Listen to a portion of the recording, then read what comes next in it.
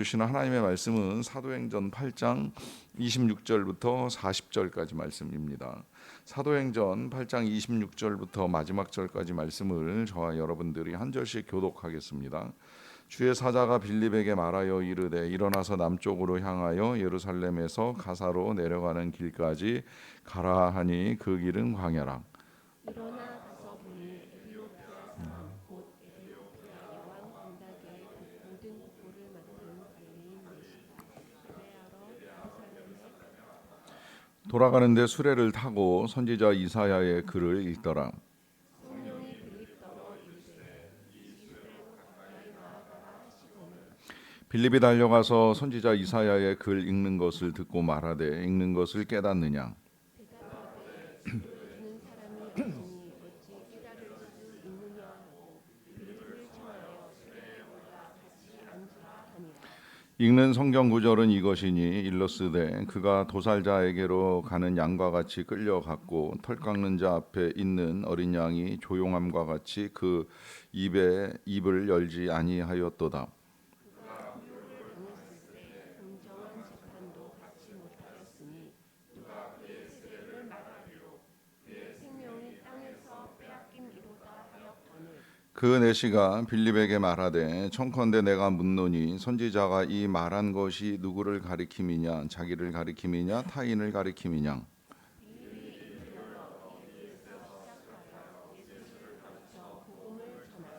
길 가다가 물 있는 곳에 이르러 그 내시가 말하되 보라 물이 있으니 내가 세례를 받음에 무슨 거리낌이 있느냐.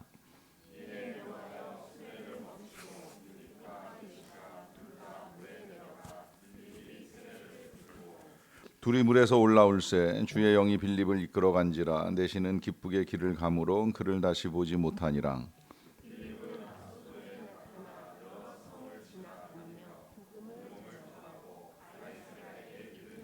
아멘.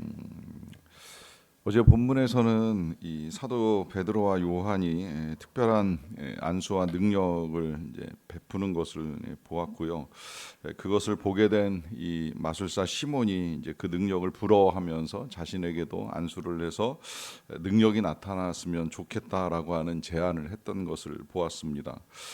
꼭 돈 주고 살 일은 아니라 하더라도 때로는 이 사도들의 능력이 부럽다는 생각이 들 때는 이제 저도 몇 차례 있었습니다. 특별히 아픈 이제 환우들을 볼 때에 그 질병이 치유되지 않는 상황에서 나도 사도같이 기도해주고 안수해서 누군가의 질병을 고칠 수 있다라고 하면 얼마나 좋겠는가. 돈 주고 사겠다는 생각을 해보지는 아니하였지만 나를 위해서가 아니라 누군가를 위해서 더 나아가 우리 예수님을 위해서 이러한 능력이 나타나는 것이 필요하지 않겠는가라고 하는 생각을 하면서 하나님께 은사와 능력을 구했던 적도 젊었을 때는 있었던 것 같아요. 능력 있는 삶을 마다할 그리스도인들이 있겠는가 하는 생각을 하게 됩니다. 우리가 하나님을 믿으면서 좀 더 활성화된 전도의 능력들이 나타날 수 있다라고 한다면 그것 굉장히 유익하고 좋은 일이 아니겠는가 하는 생각을 하게 되지요.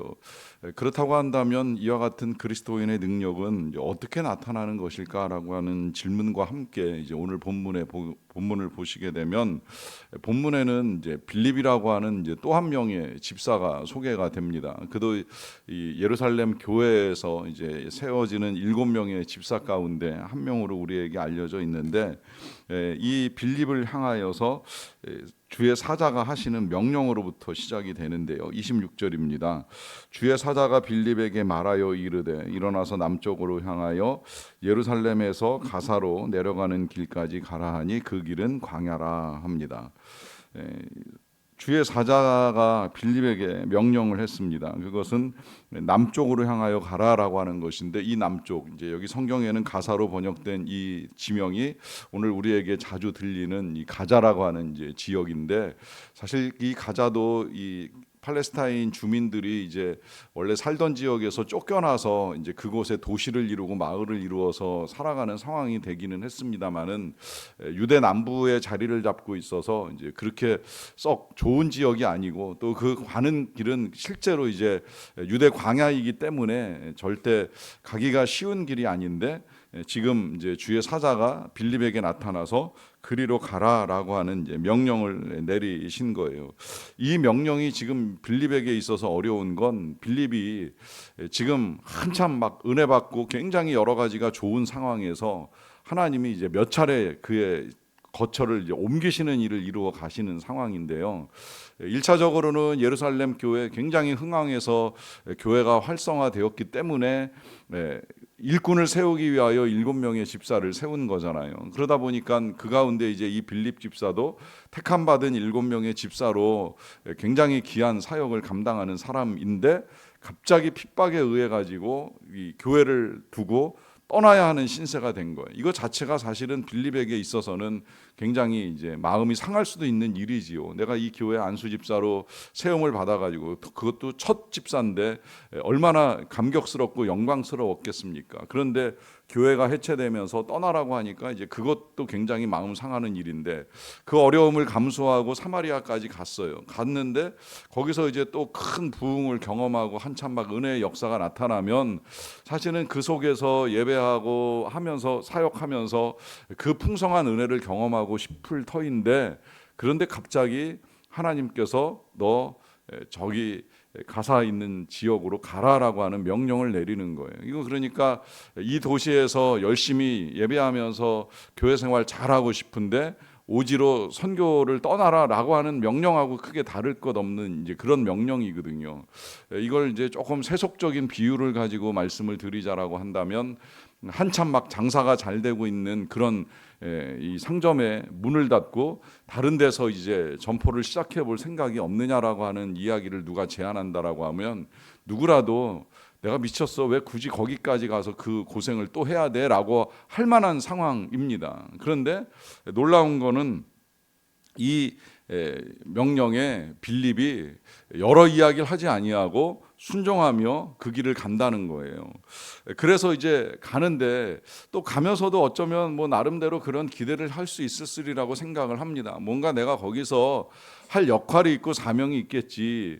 그건 절대 작지 않을 거야라고 하는 나름대로의 계산과 생각을 하고 갔을 수도 있다고 여겨지는데요. 문제는 이제 그렇게 해서 가는 이 광야길에서 만난 사람이 한 사람이에요. 물론 그가 이제 에디오피아 여왕의 국고를 맡은 넷이라는 소개를 통하여서 보통 사람은 아니다라고 하는 건 알고 있겠지만 그러나 그렇다고 해서 뭐 많은 사람을 만난 것이 아니라 오직 이 한 사람을 만나기 위해서 하나님은 보내시고 그 보내심에 따라 이 빌립 집사는 이제 여기까지 갈 수밖에 없었다라고 하는 것입니다. 그래서 이제 그 사람인가 하는 나름대로의 의문도 있었을 터인데 그때 이제 다시 한번 성령께서 명령을 내리시거를 그가 타고 있는 수레에 가까이 나아가라라고 하는 명령을 내린 거예요.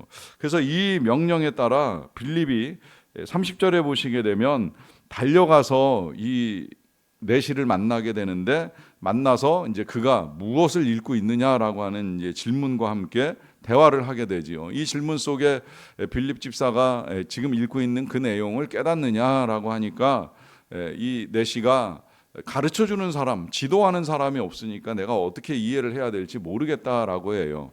그가 읽었던 내용은 이사야서 말씀이고요. 이사야 말씀 중에도 때마침 이제 53장 고난받는 종의 노래로 우리에게 알려진 말씀인데 언젠가 사순절을 맞이했을 때 제가 이 53장 전체를 가지고 4주 동안 이제 대림절 설교를 했던 적이 있습니다. 그것은 요 이사야 53장은 처음부터 끝까지 우리 예수님의 고난에 대해서 명확하게 예언을 하셨던 이제 이사야 선지자의 말씀을 담고 있기 때문인데요.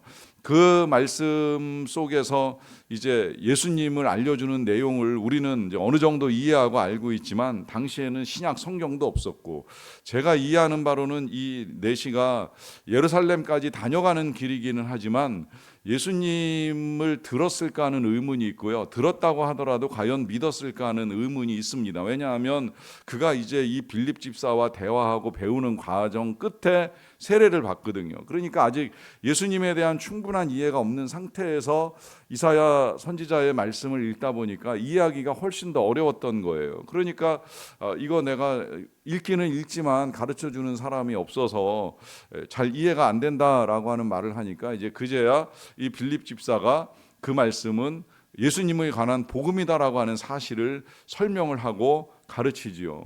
여기서 이제 빌립은 하나님이 왜 보내셨는지가 더욱 분명해지고, 또 이 빌립을 통하여서 에티오피아 내시가 이제 말씀을 듣고 세례를 받기까지 결정하는 이제 놀라운 역사가 일어나게 됩니다.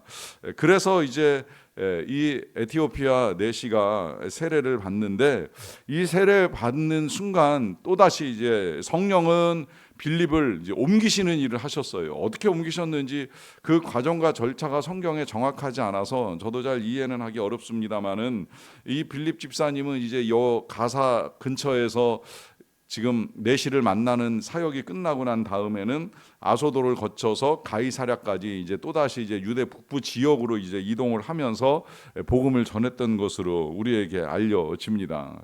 자, 여기서 지금 이제 1차적으로 이 빌립 집사에게서 나타나는 능력, 그 능력은 성령의 음성을 듣고 성령의 명령에 따라 광야까지 가는 것이고요.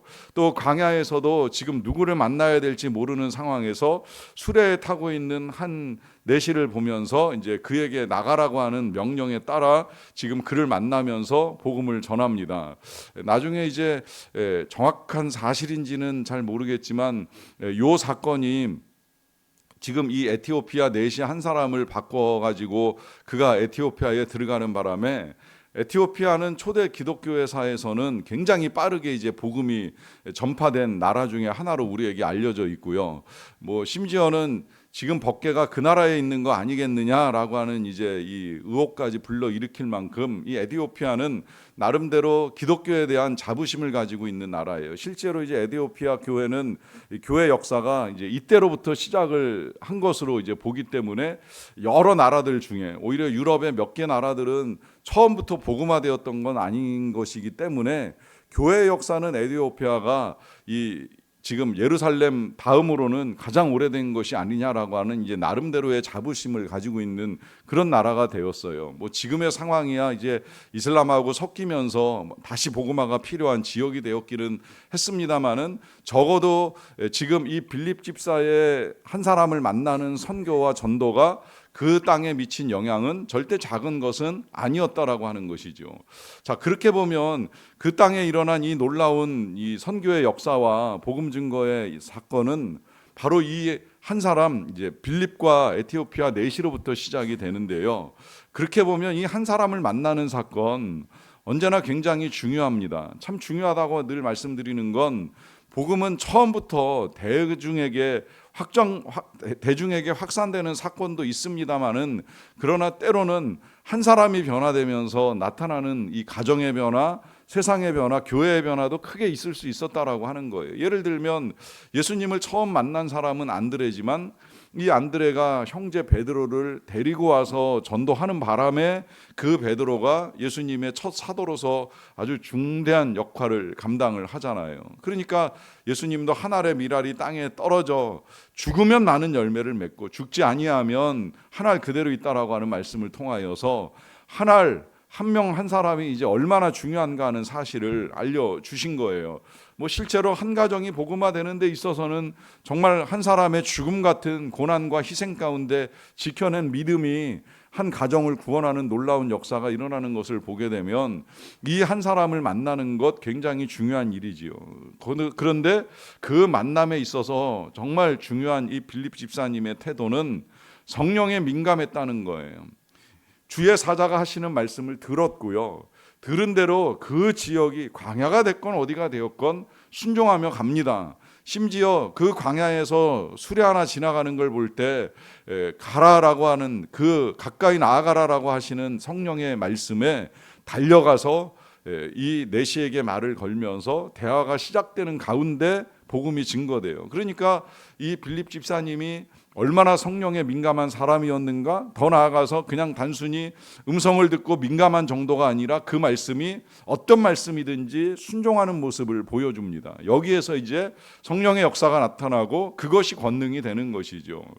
그런데 사실 우리가 이제 안 하던 이 성령의 음성을 듣고 민감하게 반응하는 것은 굉장히 어려운 일이라고 하는 생각이 듭니다. 물론 이것도 저는 훈련으로 가능하고 또 우리가 그러고자 한다면 하나님이 은혜를 베풀어 주실 것이라고 하는 믿음을 지금도 가지고는 있는데요. 이렇게까지는 아니라고 하더라도 또 하나 오늘 본문에서 한번 또 같이 눈여겨봤으면 하는 사람이 바로 이 에티오피아 넷이라고 여겨지는데요. 저는 지금도 좀 의아하게 생각하는 것이 이 에티오피아에서 여왕의 국고를 맡은 관리가 어떻게 거기서부터 예루살렘까지 오늘 본문의 표현대로 하면 예배하러 올라옵니다. 아마 무슨 절기에 제사를 드리러 왔는지는 모르겠지만 이 먼 거리를 왔다라고 하는 그 사실이 너무 대단한 거예요. 더군다나 왕의 일을 하는 사람이 왕궁을 비워놓고, 더군다나 재무관리관이라고 한다면 굉장히 중책인데 그 일을 잠시 멈춰놓고 여기까지 간다? 이게 가능한 이야기인가 싶은데 또 불가능하다고만 생각하지 않는 것이 느헤미야가 그랬잖아요. 느헤미야가 바사왕의 술관원으로 섬기는 일을 하는 중에 고국의 소식을 듣고 휴가를 받아가지고 고국 땅에 와서 성벽을 재건하는 사역을 하고 돌아가잖아요. 그만큼 충성스럽게 일했다는 것이고 왕의 신임을 받았다는 거예요. 그러다 보니까 이제 시간을 내서 더더군다나 이 먼 길을 예배하러 왔습니다. 얼마나 대단한 사람이에요. 그 먼 데서부터 하나님을 찾고 하나님께 예배하겠다고 먼 길을 마다하지 않고 움직이는 이 움직임 자체가 저는 대단하다고 생각이 들고요. 그 이동하는 과정 중에 그가 한 일이 무엇입니까? 그는 오가는 길에 관광하고 경치 구경을 한 것이 아니라 수레에서 성경을 읽고 있었어요. 성경도 흔하지 아니한 시대에 이사야 선지자의 메시지를 구해가지고 읽으면서 묵상하고 고민하는 거예요. 이게 도대체 무슨 말씀이지? 이 말씀이 도대체 무슨 말씀이야? 하는 중에 하나님이 그 말씀을 풀어주시기 위하여 빌립 집사님을 보내주신 거예요. 그러니까 그가 거기서 이제 해석도 듣고 설명 들은 다음에 은혜 받고 하나 그러면 세례 받아야지, 예수님의 이름으로 세례를 받아야지라고 하는 결단을 하고 그가 에티오피아의 첫 그리스도인이라고 하는 영광을 얻게 됩니다. 여러분, 우리가 빌립 집사님처럼 늘 성령의 음성을 듣지는 못한다 할지라도 예배의 자리를 찾아 나아가는 것, 그리고 말씀을 열어서 읽는 것까지는 얼마든지 할 수 있는 시대에 살고 있잖아요. 그러니까 그러는 가운데에 진리가 들리고 복음을 듣고 믿음이 더하여지면서 놀라운 삶의 변화를 경험하며 나아갈 수 있다라고 하는 거예요. 오늘 이 귀한 삶이 저와 여러분들의 삶이 되기를 간절히 축원합니다. 기도하겠습니다. 사랑과 은혜가 풍성하신 아버지 하나님 감사합니다. 오늘 우리가 말씀을 통하여 귀한 두 사람을 만나게 됩니다. 초대교회에서 성령의 민감함에 따라 그 말씀에 순종하고 나아갔던 우리 빌립 집사님과 또 그를 통하여서 예수 그리스도를 알게 된 이 에티오피아의 관리를 보면서 우리가 어떻게 살아가야 하는가라고 하는 것을 다시 깨닫게 하여 주셔서 감사드립니다. 하나님, 더욱 예배하는 삶을 살기 원합니다. 힘들다 귀찮다 하는 생각을 버리고 하나님 앞에 나아가기를 주저하지 않기를 원합니다. 그리고 말씀을 가까이 하는 삶을 살아가는 자들이 되게 하여 주시옵소서. 어렵다 힘들다 지루하다 이해할 수 없다라고 던져버리는 것이 아니라 오히려 날마다 읽고 묵상하고 상고하는 가운데에 하나님이 우리에게 열어주시는 하늘의 빛을 보게 하여 주시고 구원의 역사를 깨닫게 하여 주시며 우리 가정 안에 일어나고 있는 여러 가지 일들을 말씀으로 해석하고 무엇보다 예수 그리스도를 만남으로 말미암아 우리가 받아야 될 구원과 성령의 충만한 일들을 더욱 풍성하게 이루어가는 우리 모두의 삶이 되게 하여 주시옵소서. 그렇게 살기를 소망하면서 이 아침에도 예배하고 말씀을 들으며 하루를 열어가는 모든 주의 백성들과 함께하여 주시기를 원합니다.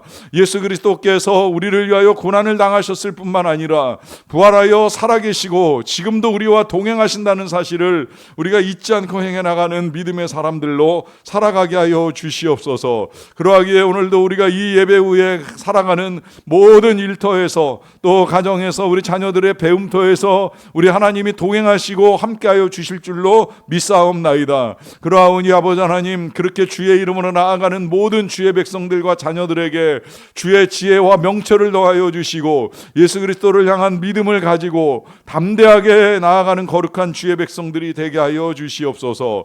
아울러 치유의 역사도 함께 나타날 수 있게 되기를 원합니다. 여러 가지 질병과 병마와 싸우고 있는 우리 환우들과 또 믿음의 가족들을 불쌍히 여겨주시고 치료하는 광선을 발하여 주시며 능력 가운데 고침받고 이 모든 과정들을 통하여 주 예수 그리스도의 은혜가 얼마나 큰지 우리에게 있어서 우리의 일상이 당연하게 여겨지는 것이 아니라 하나님의 크신 은혜라고 하는 사실을 다시 한번 깨닫고 나아가는 귀한 시간들이 되게 하여 주시옵소서. 선교사님들에게도 동일한 은혜를 베풀어 주시기를 원합니다. 부르심을 따라 광야 같은 선교지로 나가셨는데 어디에 계시든지 지켜주시고 전하시는 복음과 또한 말씀을 통하여서 많은 자들이 주님께로 돌아오는 역사가 나타나게 도와주시옵소서. 치료의 과정 중에 계신 분들을 불쌍히 여기시고 고쳐주시며 치료에 필요한 모든 것들을 은혜 가운데 채워주시기를 간절히 원합니다. 특별히 우리에게 말씀을 들을 수 있는 3일간의 사경회를 허락하여 주셨사오니